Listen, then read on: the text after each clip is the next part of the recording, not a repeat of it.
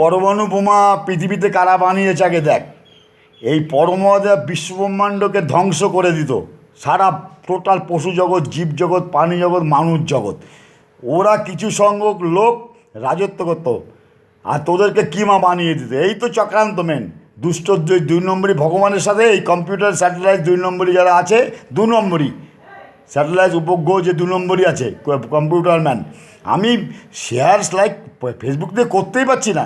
এরা এত লেনদেন চলছে উপর থেকে নিচ অব্দি, সব যুক্ত সংযোগ। তোকে মেরে ফেলা একটা চরম। কৃষ্ণজিকে তো মেরেছে বহুতবার, এইবার যীশু খ্রিস্টকে মেরেছে, হজরত মোহাম্মদ মেরেছে, গুরু নানক, বুদ্ধদেব, সনাতনকে মেরেছে।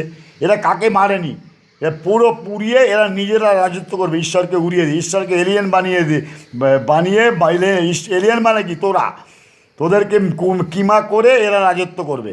দুদিনের জন্য মানুষকে দেখাবে এই এলিয়েন, তারপরে এলিয়েনকে মুরগি জবাই করে তোদের